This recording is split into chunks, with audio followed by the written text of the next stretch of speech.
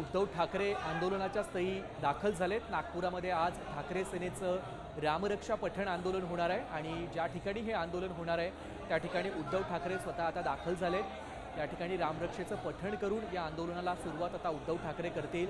या ठिकाणी मोठ्या प्रमाणावर गर्दी या मंदिराच्या बाहेर ठाकरे सेनेच्या कार्यकर्त्यांची जमली होती आणि आता उद्धव ठाकरे या आंदोलनाच्या स्थळी दाखल झालेत। मोठ्या संख्येने कार्यकर्ते अनेक कार्यकर्ते बऱ्याच वेळापासून आंदोलन सुरू होण्याची आणि ठाकरे यांच्या उपस्थितीची वाट पाहत होते।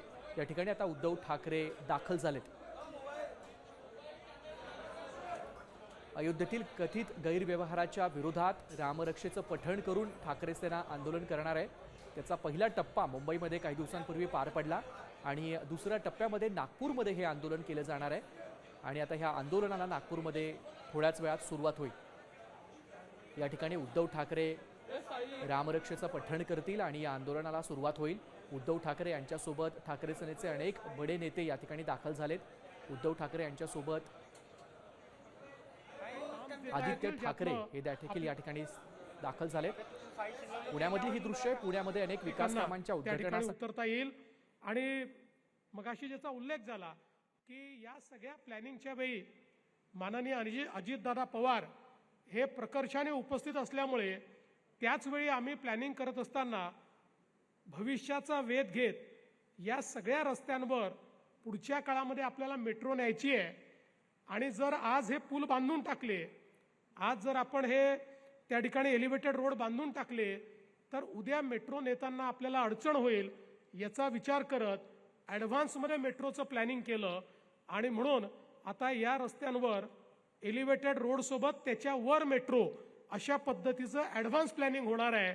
म्हणजे मेट्रो येईल तेव्हा येईल, कदाचित त्याला थोडा वेळ लागेल, आम्ही अजून 6 महिन्यांनी त्याला मान्यता देऊ, पण त्याच्याकरता संपूर्ण व्यवस्था त्या ठिकाणी असेल आणि 40% या एका डिझाईनमुळे मेट्रोचा खर्च आपल्याला किमान त्या ठिकाणी कमी करता येईल अशा पद्धतीची व्यवस्था या रस्त्याच्या माध्यमातून आपण निश्चितपणे केलेली आहे। आणि म्हणून मला असं वाटतं खरं म्हणजे पहिल्यांदा हा प्रयोग नागपूरला झाला। खरं तर नितीनजी हा प्रयोग त्याच्या आधी जर लक्षात आला असता तर 2015 साली जे आम्ही मुंबईमध्ये मेट्रोचे वेस्टर्न एक्सप्रेसवेवर जे कॉरिडॉर तयार केले त्या ठिकाणी जर हे डिझाईन आम्हाला मिळालं असतं तर आज वेस्टर्न एक्सप्रेसवे हा पूर्णपणे डिकंजेस्ट झाला असता, पण दुर्दैवाने ते डिझाईन नंतर आलं। पण आता मात्र हे आपण तयार केलेलं जे डिझाईन आहे हे संपूर्ण भारताने स्वीकारलेलं आहे आणि यामुळे खूप मोठ्या प्रमाणात पैशाची बचत होते, जागेची बचत होते आणि त्यातनं लोकांना चांगल्या पद्धतीने जो काही फायदा आहे तो होतोय। तळेगाव चाकण शिक्रापूर मार्ग 3923 कोटी रुपये, ज्याच्यामध्ये 53.20 किलोमीटरची ही लांबी आहे आणि या जमिनीला समांतर आहे आणि 26 किलोमीटर याच्यामध्येही उन्नत मार्ग आपण तयार केलेला आहे।